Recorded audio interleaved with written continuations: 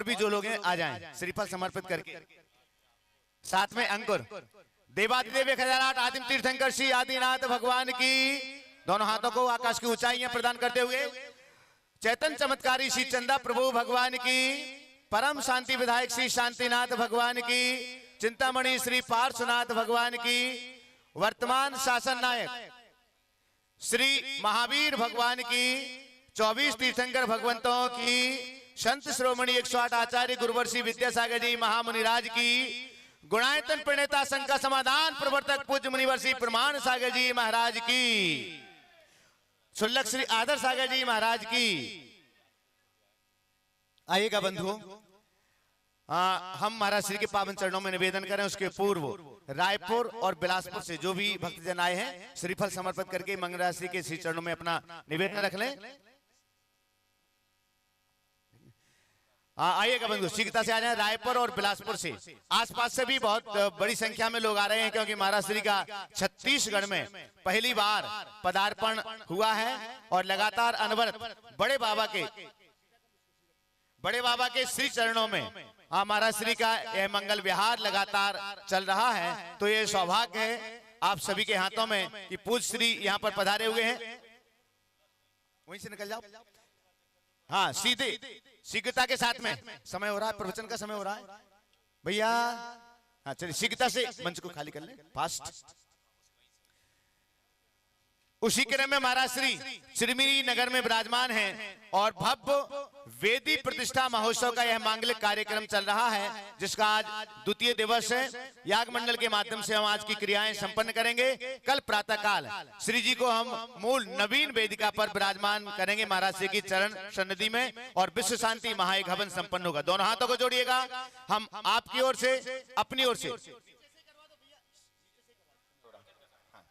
हम अपनी ओर से, आप सबकी ओर से पूज्य वर्ग के पावन चरणारविंद में कोटिशा नमोस्तु निवेदित करते हुए मंगल आशीर्वाद वचनों के लिए निवेदन करते हैं। हे महाराज श्री नमोस्तु नमोस्तु नमोस्तु। नीचे से ही चढ़ाएं अब भैया, नीचे से चढ़ाओ। अरे नीचे से चढ़ाओ ना, आवाज नहीं आ रही क्या? चले ओ सभी लोग अपने दोनों हाथ जोड़ लें।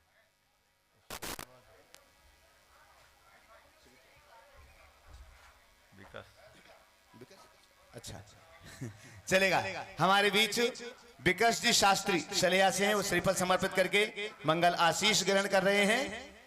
चलिए सभी लोग अपने दोनों हाथ जोड़ो भैया,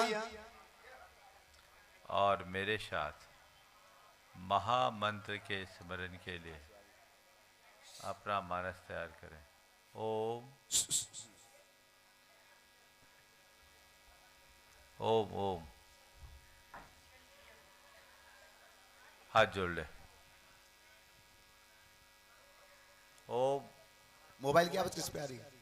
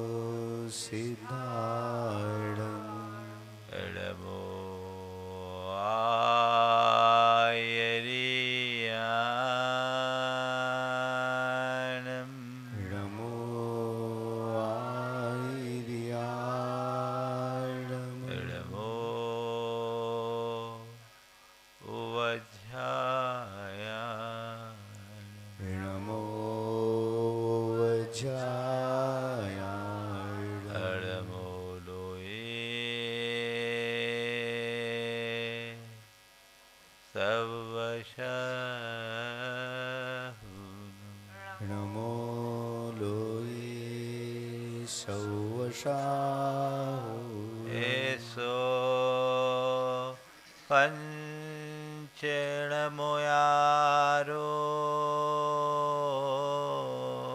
ऐसो पंचणमोयारो सौपावपनाशिनो शवपावपणासिनो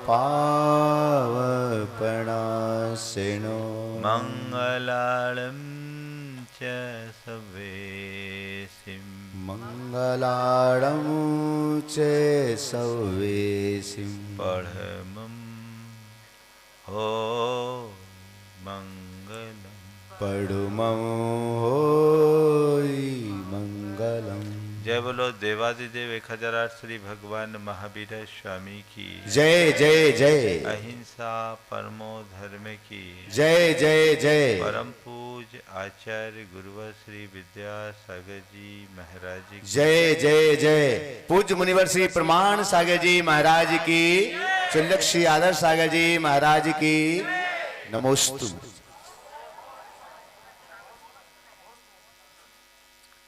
दीपावली का समय निकट था। एक व्यक्ति अपने घर की सफाई में लगा हुआ था। अचानक उसकी दृष्टि एक ऐसी वस्तु पर पड़ी जिसके उपयोग के विषय में वो ज़्यादा कुछ नहीं जानता था। उसे कुल इतना पता था कि उसके पिताजी कहा करते थे, बेटे ये बड़े काम की चीज़ है, इसे संभाल कर रखना। उसे जब कभी अपने पिताजी से पूछा तो वो कहता था कि उसके पिताजी कहते थे कि मेरे पिताजी ने भी यही कहा था कि बेटे बहुत काम की चीज़ है, इसे संभाल कर रखना। अरसा बीत गया था उसे संभालते संभालते। आज अचानक उसके मन में परंपरा के प्रति विद्रोह का भाव जागा और सोचा, पता नहीं बिना काम की इस वस्तु को लोग क्यों इतने दिनों से संभाल कर रखे हैं, इसका कोई उपयोग नहीं दिखता और इतना सारा स्थान घेरती है। और इसी भाव से प्रेरित होकर उसने उसे उठाया और कचरे के ढेर में फेंक दिया। थोड़ी देर बाद एक राहगीर की दृष्टि उस पर पड़ी। वह उसके निकट गया, उसे उठाया, उलट पलट कर देखा। वह एक वीणा थी जिसके तार टूटे थे। उसने तार में तार मिलाया और अपनी उंगलियों को चलाया। उंगलियों के स्पंदन से मधुर संगीत उत्पन्न हो उठा। वो आनंद से झूम गया। कुछ देर पहले जो सिरदर्द, उसी से संगीत प्रकट हो गया। यदि यथार्थ दृष्टि से देखा जाए तो यही हमारे जीवन की स्थिति है। हमारा जीवन संगीत भी है तो सिर दर्द भी।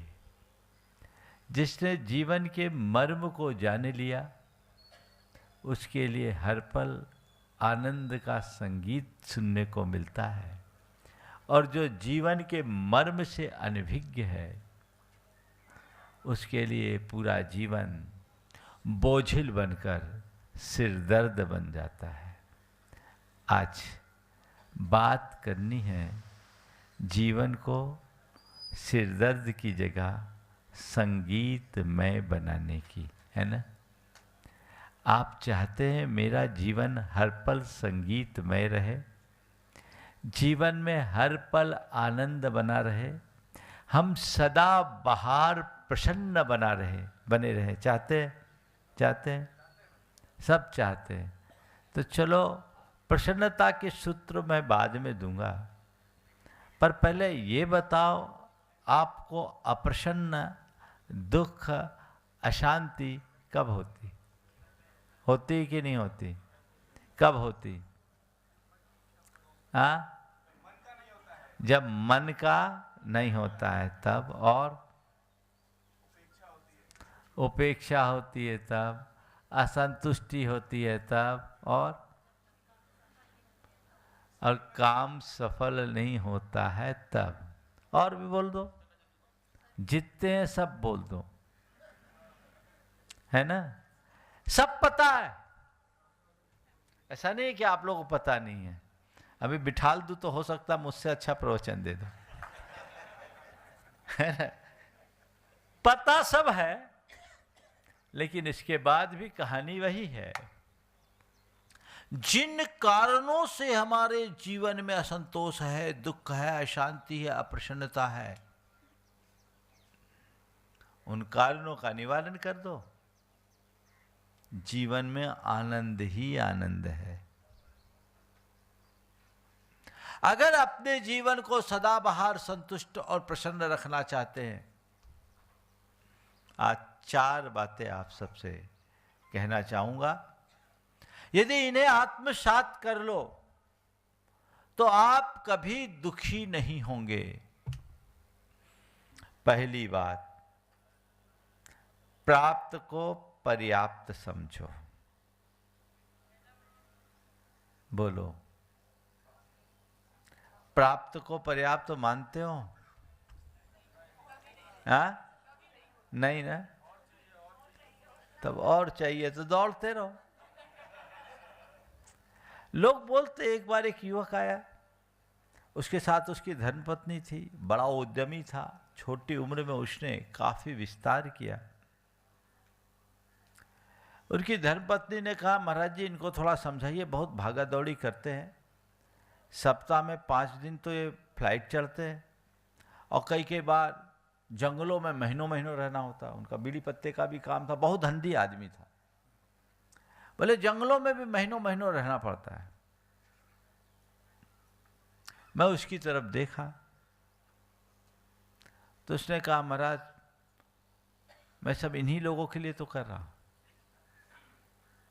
इन्हीं लोगों के लिए तो कर रहा हूं। उनकी धर्मपत्नी ने तत्क्षण कहा, महाराज हमें इनका धंधा नहीं चाहिए, मुझे मेरा पति चाहिए। महाराज थोड़ा सोचता हूं, पर्याप्त हो जाए फिर आराम करूंगा। क्या हो जाए?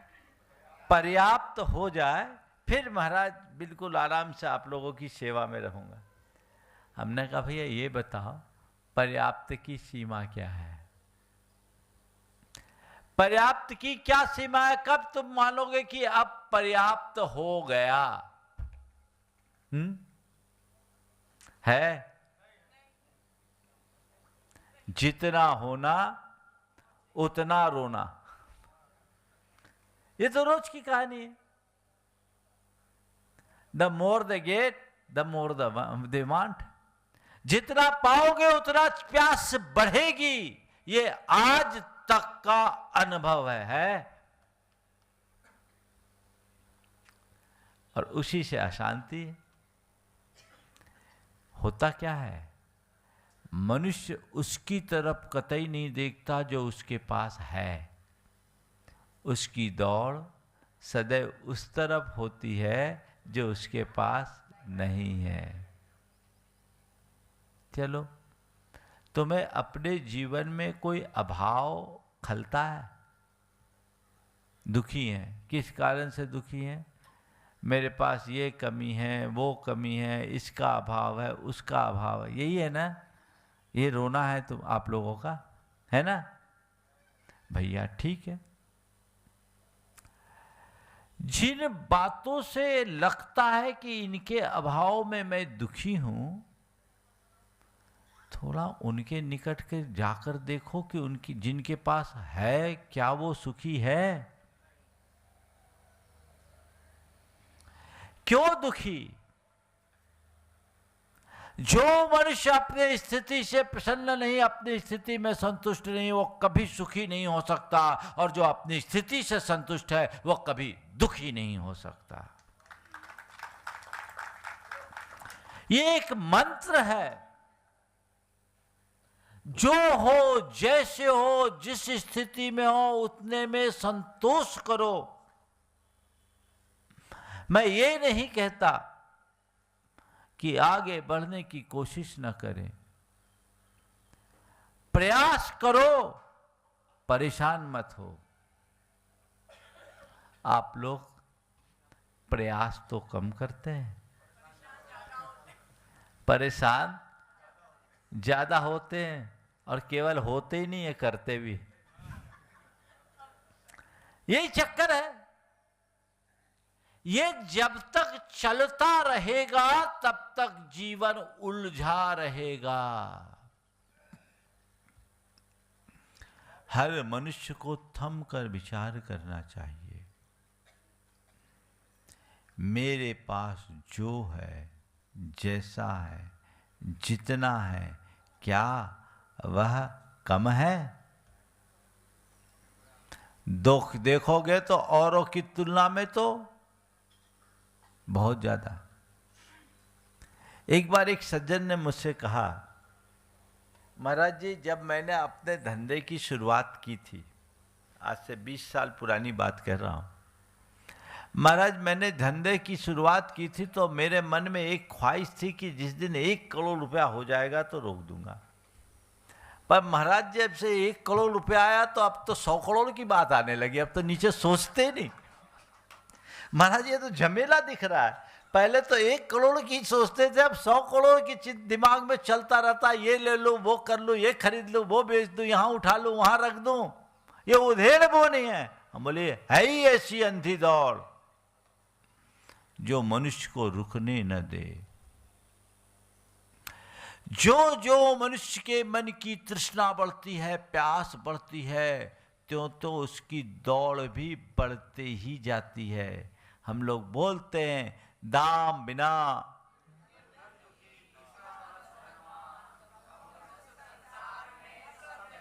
किसको सुना रहे?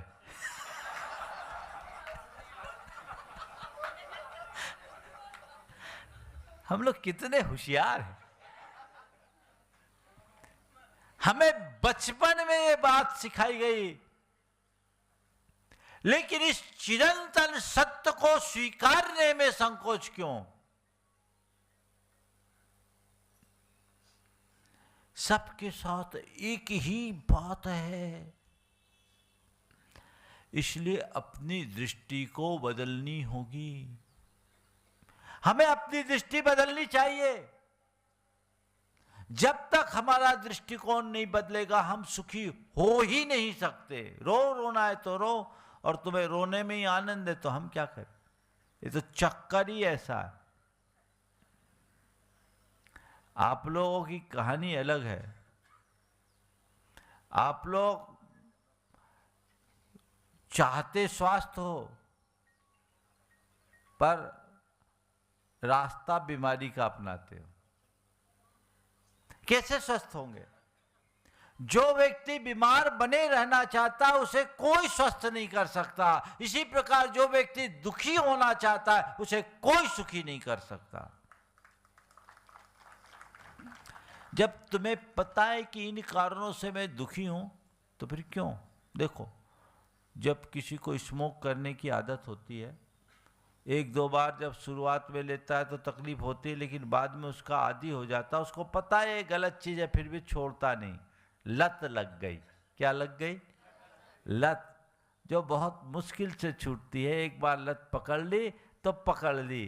तो जैसे स्मोक करने वाले को, नशा करने वाले को नशे की लत लगने से वो नशा में मग्न हो जाता है, वैसे ही आप लोगों को दुनियादारी की लत लगी है जो छूटती नहीं। बस यही है। कितने में पर्याप्त होगा एक बार विचार कर लो।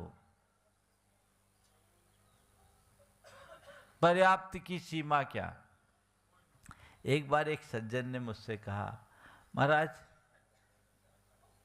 हमने एक दिन विचार किया कि 50 करोड़ के बाद सब एक समान है।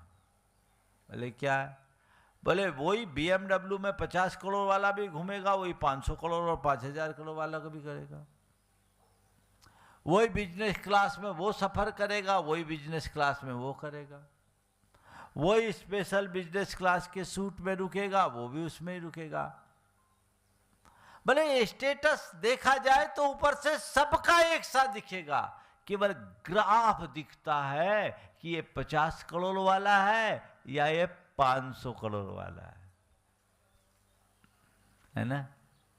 मैंने कहा तुम तो 50 करोड़ वाली बात कर रहे हो, ये भी ऊपर की चीजें है। अगर देखा जाए तो अंत में सबका खेल तो एक समान है, खाना तो 2 रोटी ही है। और एक बात बताओ, गरीब तो फिर भी चुपड़ी रोटी खा लेते हैं, अमीरों को तो रूखी रोटी में ही संतोष करना पड़ता है। बोलो, वो भी छूट रही है, हाँ, वो भी छूट रही है। तो फिर ये आपा धापी, ये भागम भाग, ये हाय हाय किस लिए? बोलो, समझदारी है या पागलपन? मैं बताऊं, ये समझदारी और पागलपन नहीं, समझदारों का पागलपन है।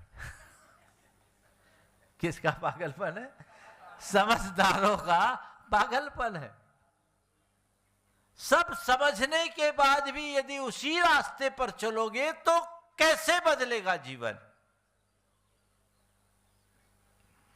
अगर किसी को मालूम नहीं और गलती करे तो फिर भी ठीक, लेकिन मालूम होने के बाद भी वही गलती करे। दुष्यंत कुमार की पंक्तियां मुझे बहुत अच्छी याद आ रही। हाथों पे अंगार लिए मैं पूछता रहा, हाथों पे अंगार लिए मैं ये पूछता रहा, कोई मुझे इन अंगारों की तासीर बता दे। अरे हाथ जल रहा है, तुम तासीर पूछा, फेंको उसको, आगे बढ़ो। लेकिन रोना रो रहे हैं। मंत्र प्राप्त को पर्याप्त समझो।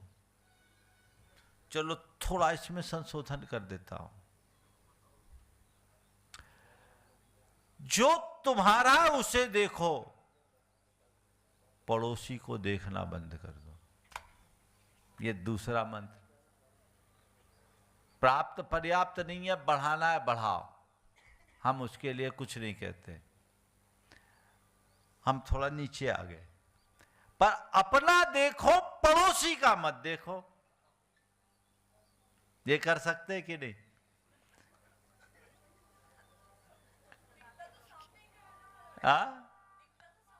सामने का ही दिखता, अंदर का दिखता ही नहीं। आंखों का हाल ही विचित्र है, सबको दिखाती है, खुद को नहीं देख पाती। ध्यान रखने की बात यही है, अगर अपना देखोगे तो सुखी रहोगे और पड़ोसी का देखोगे तो सदैव दुखी बने रहोगे। जो मेरा है वही मेरे काम का है, जो दूसरों का उससे मुझे क्या प्रयोजन? बोलो, जो तुम्हारे पास है तुम उसका उपयोग कर रहे हो, तुम उसका उपभोग कर रहे हो और यही उपयोग और उपभोग आगे चलेगा। लेकिन उसके पास इतना है तो मेरे पास। देखो क्या कहानी, एक व्यक्ति ने एक कार खरीदी, अभी कुछ दिन के पहले की बात है। उसके बच्चे ने आके मुझे जो बात बताई, कई बार मैंने देखा आजकल बच्चों में बड़ा फर्क आ गया है, बड़ों की अपेक्षा बच्चों में आसक्ति कम दिखती। तो बच्चे ने बोला, महाराज जी कार खरीदी, और कार खरीदने के लिए 1 महीना प्लानिंग चली, रोज अलग अलग शोरूम में जाए, ये लेना वो लेना, ये लेना वो लेना। अब खूब सोच विचार कर एक अच्छी कार खरीदी, जो उनको अपने बजट में सबसे अच्छी कार दिख रही थी, वो कार खरीद के ले आए। बोले महाराज हफ्ते भर बाद पड़ोसी एक किया की कार ले आया। अब वो किया की कार आ गया, बोले तब से मेरे पिताजी परेशान है, उनको रात में नींद नहीं आ रही कि हम वो कार क्यों लाए, वो ले आया। अब बोलो ऐसे इंसान को कोई सुखी कर सकेगा? हाँ? नहीं कर सकेगा। तो पड़ोसी को देखना बंद करो। मेरा 2 कमरे का मकान है तो बढ़िया है, पड़ोसी का बंगला उसके लिए मुबारक, मुझे क्या करना। लेकिन क्या होता है, खुद के पास जो है वो सुहाता नहीं, और औरों के पास है वो दिमाग से हटता नहीं। ये दुख का कारण है। दूसरों को मत देखो। एक बार मोर का बच्चा कोयल का बच्चा मोर को देखकर मोर के पंख के लिए मचल उठा। वो अपनी माँ से कहा, माँ, मेरे ये काले काले पंख मुझे अच्छे नहीं लगते, मुझे मोर जैसे सुंदर पंख चाहिए। कोयल ने अपने बच्चे को समझाना चाहा, पर बच्चा समझना कहाँ चाहता। वो जो मचलता है तो मचलता ही है, उन्हें माँ बाप की मजबूरी से कोई मतलब नहीं रहता। मचल गया सो मचल गया। हार कर कोयल मोर के पास पहुंची। उसने मोर से कहा कि मोर भैया, आपके पंख बड़े सुंदर हैं, मेरे बच्चे का मन मचल रहा है, यदि एक आध पंख दे दोगे तो मेरे बच्चे का मन रह जाएगा। कोयल की प्रार्थना सुनकर मोर ने अपने पंख झड़ाए और कोयल ने उसमें से एक पंख अपने बच्चे के पंख में लगा दिया। मोर का पंख पाते ही कोयल का बच्चा हर्ष से कूकने लगा, और जैसे ही कोयल के बच्चे की मधुर कूक आई, मोर का बच्चा रोने लगा। उसने अपने माँ से कहा, माँ, मेरी आवाज बड़ी बेसुरी है, मुझे कोयल जैसी मधुर आवाज चाहिए। है ना? छोड़कर निश्वास कहता है नदी का यह किनारा, उस पार ही क्यों बह रहा है जगत भर का हर्ष सारा। छोड़कर निश्वास कहता है नदी का यह किनारा, उस पार ही क्यों बह रहा है जगत भर का हर्ष सारा। किंतु लंबी श्वास लेकर यह किनारा कह रहा है, हाय रे, हर एक सुख उस पार ही क्यों बह रहा है। इस पार वाले को उस पार और उस पार वाले को इस पार ही सब दिखता है, इसलिए दो ही मझधार में है। बदलिए अपनी दृष्टि। मेरे पास जो है, जैसा है, जितना, वही मेरे लायक है। मैं उसे ही पसंद करता हूं, उसे स्वीकार करता हूं, वो मेरे लिए पर्याप्त है। कर सकते हैं क्या? छोटी छोटी बातों में रिजल्ट खुला। देखिए आप लोगों की मनोदशा, रिजल्ट खुला, बच्चे का 85% मार्क्स आए, लेकिन उसकी माँ बहुत उदास थी, बहुत उदास। बोले क्यों इतने परेशान क्यों? बोले आज रिजल्ट निकला। तो क्या हुआ? बोले रिजल्ट खराब आया। बोले कितना आया? बोले 85%। बोले क्यों? बोले महाराज हाँ रिजल्ट खराब आया, मेरे पड़ोसी का 97 आया, उसका 97 आया, मेरे बच्चे का 85 आया तो खराब। हमने पूछा तुमने अपने जीवन में कितने मार्क्स लाए थे? ये तो देखो। एक बार ऐसा हुआ, बच्चे का रिजल्ट आया, रिजल्ट देख के बाप बड़बड़ाए, पूरा साल खराब कर दिया। गणित में 7 नंबर, अंग्रेजी में 5 नंबर, हिंदी में 9 नंबर, ये कोई रिजल्ट है? सब चौपट कर दिया, पूरा साल खराब कर दिया। जब जोर जोर से बड़बड़ा रहा, उसकी धर्मपत्नी कही, क्या बात है, इतनी जोर से क्यों चिल्ला रहे हो? बोले देख तो ये कोई रिजल्ट है क्या, पूरा साल खराब कर दिया। जैसी धर्मपत्नी ने रिजल्ट की तरफ देखा, कहा थोड़ा ध्यान से तो देखो ये किसका रिजल्ट है।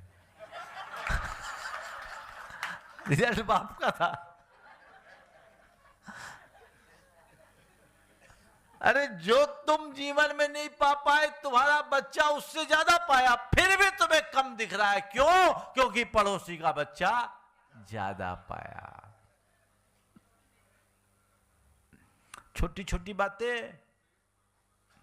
तुम्हारे पास कितनी भी बड़ी उपलब्धि हो, यदि दूसरों की तरफ देखोगे तो कमतर लगेगी, और जब तक चीजें कमतर लगेगी दुखी बने रहोगे, कोई सुखी नहीं कर सकता। इसलिए दूसरा सूत्र, प्राप्त को पर्याप्त न मानो, कोई चिंता नहीं, चलेगा, थोड़ा बहुत प्रयास करो और कमाओ, जितनी ताकत उतनी कमाओ, हम छूट देते, आशीर्वाद भी देते, लेकिन अपनी थाली देखो, पड़ोसी की मत देखो। समझ गए? जो मेरा है पर्याप्त, मेरे लिए जो मेरे पास है वही काम का है। दूसरे का काम में आएगा क्या? बोलो, कुछ नहीं आएगा, अंदर आग ही लगाएगा और कुछ नहीं करेगा।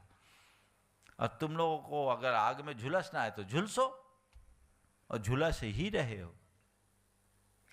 तीसरी बात, लाभ हानि में संभाव रखो। प्राप्त को पर्याप्त, जो अपना उसको देखो। तीसरा, कमाने में हर्ष नहीं, गमाने में गम नहीं। ज्यादा कमाओ, अभिमान मत करना, और नुकसान हो जाए तो गम मत करना। गम और गुमान दोनों में नुकसान है। ये दृष्टि होनी चाहिए। व्यापार है, कारोबार है, कभी लाभ कभी हानि चलता रहता है।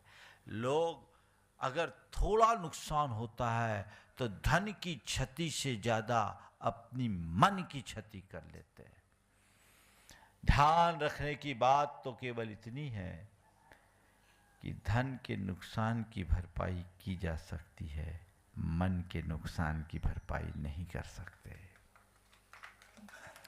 लोग डिप्रेशन में चले जाते हैं, कई लोग तो आत्महत्याएं कर लेते हैं, हाल बेहाल हो जाता है, जीवन बर्बाद। व्यापार धंधा करो, सही नीति और सही नियत के साथ करो। सही नीति अपनाकर व्यापार करो, आगे बढ़ो। हो सकता है कभी मनवांछित लाभ हो और कभी नुकसान भी हो, लेकिन लाभ और नुकसान दोनों को व्यापार मानो, उसे अपने जीवन पर हावी मत होने दो। कर सकते आप? कोशिश करोगे तो सुखी रहोगे। अब लाभ और नुकसान में संभाव रखने की बात तो जाने दो, पर्याप्त लाभ होने के बाद भी संभाव नहीं होता। एक बार एक दंपति मेरे पास आए, बहुत पुरानी बात। पति थोड़ा उदास था, बहुत उदास था। मैंने कहा क्या बात है भाई, आज बहुत उदास दिख रहे हो? बोले महाराज 2 लाख का नुकसान हो गया। 2 लाख का नुकसान हो गया। मैं उसकी तरफ देखा, तभी उसकी धर्मपत्नी कही, महाराज इनकी तो आदतें ही ऐसी है, इनको बोलने दीजिए, ये नहीं कहते कि लाख रुपए का फायदा हुआ। महाराज इनकी तो आदत ही ऐसी है, ये नहीं बोलते कि लाख रुपए का फायदा हुआ। मतलब मामला क्या है? ये 2 लाख का नुकसान बोल रहा है, तुम लाख रुपए की फायदे की बात बोल रहे। बोला महाराज जी कल ही इन्होंने 1900 रुपए खरीद का चना 2100 के भाव बेचे, 100 लाख रुपया बचे। स्टॉकिस्ट थे। 1900 रुपये खरीद का चना 2100 के भाव बेचे, 100 लाख रुपए बचे। महाराज आज भाव बढ़कर 2300 हो गए, सो बोल रहे 2 लाख का नुकसान है। अब बोलो ऐसा इंसान कभी सुखी हो सकेगा? वो दुखी होने के लिए अभिशप्त है। और एक बात बताऊं, हमें दूसरा दुखी नहीं करता, मनुष्य खुद से दुखी होता है। पर्याप्त लाभ है फिर भी तुम्हें कम दिखता, अरे गलती हो गई, 2 दिन और रुक जाते तो अच्छा था, अरे गलती हो गई, अब 10 को कोस रहा है, मूड ऑफ है, रात की नींद जा रही है। क्या है? व्यापार है।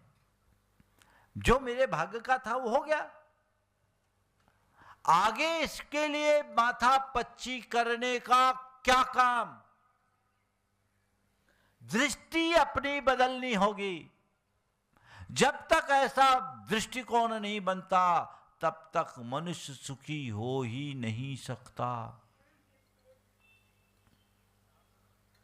मैं एक ऐसे व्यक्ति को जानता हूं जिनको व्यापार में बड़ा नुकसान हुआ।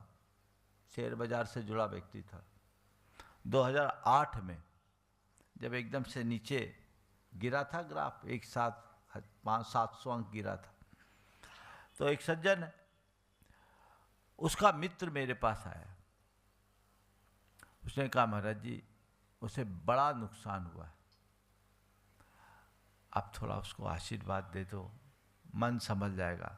मित्र बहुत दुखी था क्योंकि नुकसान के फिगर को सुनकर के वो बहुत स्तब्ध था। मेरे सामने उसने फोन लगाया, स्पीकर खोला और उसने कहा, मैं महाराज जी के पास हूँ, नमस्ते बोल दो और महाराज जी इनको आशीर्वाद दीजिए, बड़ा नुकसान।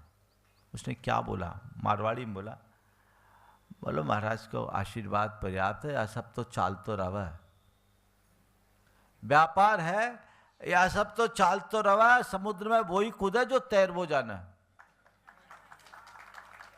बोलो महाराज से बोलो, महाराज का आशीर्वाद ही पर्याप्त है, ये सब तो चलता रहता है, समुद्र में वही कूदता है जो तैरने जानता है, व्यापार है, नुकसान हुआ है तो कभी लाभ भी होगा। और हमने जब अपने कैरियर की शुरुआत की थी तब हमारे पास केवल 500 रुपये थे, जो था वो भी मेरा नहीं, जो गया वो भी मेरा नहीं, इसे क्या मानना? और कोई छोटा मोटा फिगर नहीं, उस व्यक्ति को 100 करोड़ से अधिक का नुकसान हुआ था। इतने बड़े नुकसान को इतनी सहजता से झेलना केवल तत्वज्ञ के जीवन की बात है, हर किसी की नहीं। और अपने जज्बे के बल पर वो आज बहुत सुदृढ़ स्थिति में होता है। ये सब चलता रहता, उतार चढ़ाव तो जीवन का अंग है। दूसरा और एक गया, हार्ट फेल हो जाता, कईयों के साथ ऐसा हो जाता है। और हार्ट फेल नहीं भी हो तो जीते जी अधमरा हो जाता, शॉक्ड होता है। अपने अंदर इनको हावी मत होने दो। निज पर का जिसे ज्ञान है, जिसके जीवन में तत्व ज्ञान है, वो जानता है धन संपत्ति बाय साधन मेरे नहीं है, महज संयोग है। पाया वह भी मेरा नहीं, खोया वो भी मेरा नहीं। जाना है सो जाएगा, मेरा है क्या सो गया, ये सोच अपने अंदर होनी चाहिए। अशोक जी पाटनी के यहाँ 2015 में इनकम टैक्स की रेट पड़ी, वो गुरुदेव के पास थे। अब इनकम टैक्स के नाम पे ही लोगों के हाथ पांव ढीले होते हैं, लेकिन वो गुरुदेव के पास थे, हिले नहीं। उन्होंने उस घड़ी, उनका बेटा साथ में था, वो दशलक्षण की पूजा कर रहे थे। उनने बेटे से कहा, जल जीवन और यौवन जल बुद्बुद समान, ये पंक्ति पढ़ रहे थे। जल जीवन और धन जीवन और यौवन, ये जल बुद्बुद समान, पानी के बुलबुले के समान है। ठीक है, जो जाना होगा सो जाएगा, अपन तो गुरु चरणों में है, फिर से नई गिनती शुरू कर लेंगे। ये दृष्टिकोण, और अब तो ऐसा हो गया वैसा हो गया, नहीं। जीवन में ऐसी सहजता को उद्घाटित करने का प्रयत्न कीजिए। सदा बहार प्रसन्न बने रहोगे। तो प्राप्त को पर्याप्त मानिए, नंबर 1 सूत्र। दूसरा, अपना देखिए पड़ोसी का नहीं। नंबर 3, लाभ और हानि में समभाव रखिए। लाभ हो तो ठीक, हानि हो तो ठीक। और चौथी बात, हमेशा सकारात्मक बने रहिए। क्या बने रहिए? हर बात में सकारात्मक। अगर आपकी दृष्टि सकारात्मक होगी तो नुकसान को भी आप नसीहत मानोगे। नुकसान हो गया, नुकसान हो गया, नुकसान हो गया। अरे नुकसान हुआ कि सीख मिली, ये नसीहत है। दृष्टिकोण ऐसा होना चाहिए। मेरे संपर्क में एक सज्जन है, उनका बेटा जब कारोबार में जुड़ा एक साथ 35 लाख का नुकसान दे दिया। उस समय उनके पास इतना नुकसान, बहुत बड़ा चोट था, और बेटा उससे बिल्कुल मायूस हो गया। पिताजी ने मुझसे कहा, महाराज नुकसान का मुझे दर्द नहीं है, पर बेटे की मायूसी से मैं बहुत परेशान हूँ। आप थोड़ा मोटिवेट कीजिए, आपसे वो जुड़ा है, आप उसे संभाल सकते। मेरे पास बेटे को लेकर आए, उसके साथ उनका भाई भी था। जब बातचीत हुई, बेटे ने कहा कि मेरे अंदर हाथ में सफलता है नहीं, मैंने पहली बार इतना नुकसान कर दिया, अब मुझे लगता है कि मैं कुछ करने लायक नहीं हूँ। तो पिता ने क्या कहा? बोले, महाराज जी इससे कहिए ये नुकसान नहीं, नसीहत है। ये उनका वाक्य। एक पिता कह रहा अपने बेटे को, महाराज इनसे कहिए ये नुकसान नहीं, नसीहत है। ठीक है, हमने जब अपने कारोबार की शुरुआत की थी उस हमारे पास कुछ भी नहीं था। आज जितना नुकसान हुआ वो उतना नहीं है कि हम उसकी भरपाई नहीं कर पाए। हम सोचेंगे इतना अपने जीवन में कम कमाया, नहीं कमाए होते तो ठीक होता। चलो इतना हमने अपने जीवन में कम कमाया, और मेहनत करेंगे तो कमा लेंगे। लेकिन इसको कहिए कि इसे नुकसान नहीं, केवल नसीहत माने। और फिर जब मैंने उनको समझाया, बेटे के चेहरे पर थोड़ी सी चमक आई। फिर उन लोगों ने आपस में मिलजुल करके निर्णय लिया और 3 महीने अपने कारोबार को बंद किया, सिस्टम को ठीक किया। और सिस्टम को ठीक करने के बाद 2 साल में अपने बिजनेस में 300% की ग्रोथ देती। ये सोच है। तो सुखी होना चाहते हो तो आज की इन चारों बातों को हृदय में अंकित कर लीजिए। आपको कोई दुखी नहीं कर पाएगा। प्राप्त को पर्याप्त माने, अपना देखें, दूसरों का नहीं। लाभ और नुकसान में समभाव रखें। कदाचित नुकसान हो जाए तो उसे नसीहत माने। यदि ऐसी दृष्टि होगी तो हमारा जीवन धन्य हो जाएगा। हमें अपने अंदर ऐसी बातें विकसित करनी चाहिए। और इन सब चीज़ों के लिए सबसे ज़्यादा जरूरी है तत्व ज्ञान, जीवन के मर्म का बोध। हर पल समझो, मैं कौन हूं, मेरा क्या है। मैं एक आत्मा हूं, और मेरी आत्मा के अतिरिक्त संसार का एक परमाणु भी मेरा नहीं है। न मैं कुछ लेकर आया हूं, न मैं कुछ लेकर जाऊंगा। सब संयोग है। आज है, कल रहे न रहे, कोई भरोसा नहीं। ये मेरे मन का मोह, मेरे मन की आसक्ति मुझे संसार में उलझा करके रखती है। मुझे उससे मुक्त होना है। नरभव मुझे मिला है, थोड़े दिन का जीवन है। इस जीवन का मुझे रस लेना है। इस जीवन को बोझिल नहीं बनने देना है। अगर वैसी दृष्टि अपने अंतरंग में विकसित होती है तो सुनिश्चित तौर पर हम अपने जीवन को बेहतर बनाने में समर्थ बन सकेंगे।